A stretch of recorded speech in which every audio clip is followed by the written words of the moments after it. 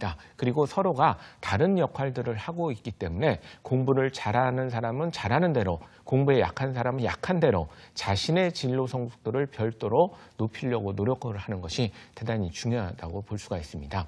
왜냐하면 두 진로 성숙도와 이 학습 역량과는 또 묘한 상관관계가 있기 때문입니다. 예를 하나 들어보겠습니다. 어떤 학생이 학교에서 내신 성적이 굉장히 높은, 학습 역량이 높은 그런 학생입니다. 그런데 상대적으로 진로 성숙도는 낮아요.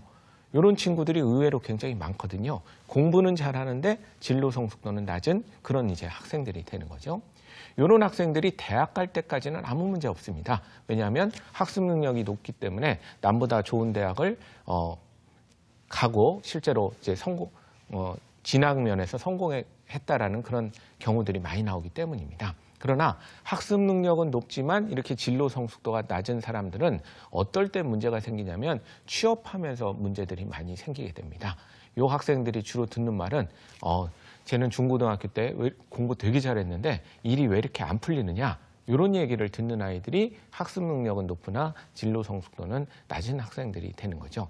주변에서 좋은 대학, 남이 부러워하는 좋은 명문대학을 나왔는데도 일이 잘 안 풀리는, 취업을 못하는 이런 케이스는 학습 능력에 큰 문제가 있는 것이 아니라 그 학습 능력은 높지만 자기의 인생을 적극적으로 개척해 나가는 사회의 변화에 대한 정보가 뒤지기 때문에 그런 현상이 나타나게 되는 것이죠. 반대로 학습 역량은 그렇게 높지 않은데 진로 성숙도가 높은 학생들이 있습니다. 학습 역량에 비해서 진로 성숙도가 높은 학생들이죠. 그럼 이 학생들이 나중에 사회에서 나가게 되면 어떤 얘기를 듣느냐? 쟤는 저런 걸 어떻게 알았지? 나한테는 왜 저런 얘기 해주는 사람이 아무도 없었을까? 어떻게 저런 걸 알았길래 저런 길을 갔을까? 참 운이 좋아. 이렇게 얘기를 듣는 아이들이 사실은 학습 능력보다는 진로 성숙도가 높은 거죠. 운이 좋은 것이 아니라 그 학생 같은 경우에는 자기가 적극적으로 사회 변화에 대한 관심을 가지고 여러 가지 정보를 습득을 했기 때문에 나의 역량의 상황에서 더 많은 선택의 기회를 가질 수가 있었기 때문에 그런 좋은 기회를 최종적으로 갖게 된 것이라고 분석을 할 수가 있습니다.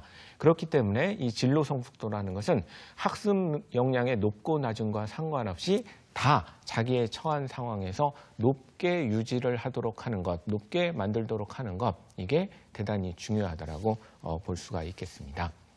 그럼 이 진로 성숙도가 우리 진로 교육이나 적성 교육에서 굉장히 중요한 이유가 하나 있습니다. 아이들의 진로 성숙도는 요즘 다 측정을 할 수가 있습니다. 어느 쪽이 더 부족하고 어느 쪽이 더 강한 지식을 보유하고 있고 전체 진로 성숙도는 다른 아이에 비해서 어느 정도 수준인지를 요즘은 다 측정을 할 수가 있는데 그 아이들에 대해서 진로 성숙도를 측정하는 이유는 다른 데 있는 것이 아니라 중요한 것은 아이들의 진로 성숙도라는 것은 사실은 알고 보면 아이의 진로 성숙도를 측정한다라고 하지만 실제로는 부모님의 진로 성숙도를 측정하는 것이라고 우리가 볼 수 있기 때문입니다. 아이들은 부모님의 눈을 통해서 세상을 보기 때문에 부모님들이 알고 있는 지식들을 정확하게 아이들이 물려받게 되는 것이죠. 그래서 그 아이들이 진로 성숙도가 낮다면 부모님들이 알고 있는 지식들이 아이들한테 전달이 잘 안 되거나 부모님들이 아이들한테 다양한 사회 변화에 대해서 전달을 못하거나 이런 상황이라고 볼 수가 있습니다.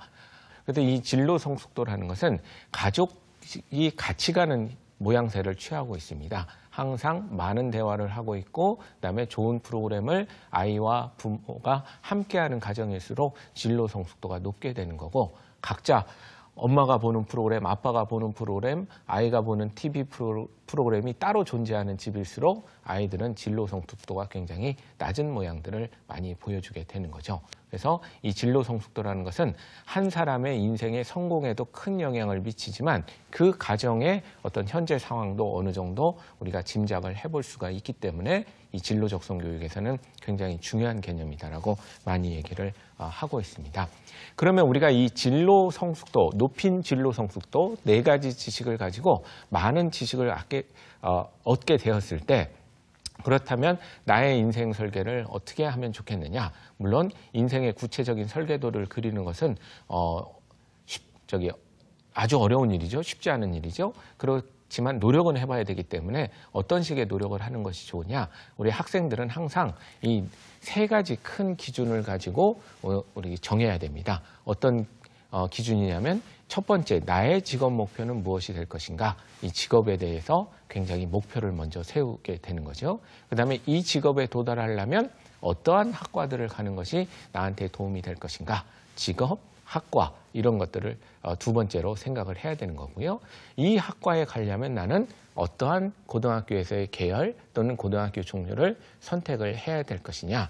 직업, 학과, 계열 이렇게 이 세 가지 목표들을 항상 정하는 것이 좋습니다. 그리고 순서는 탑다운 방식이라고 해서 먼저 직업 목표를 잡으면 당연히 그 직업에 도달하기 유리한 학과들이 결정이 되게 되는 거고요. 그 학과에 도달을 하려면 어떤 학과 계열을 가야 되는지가 자동으로 결정이 되게 되는 거죠. 이런 탑다운 방식으로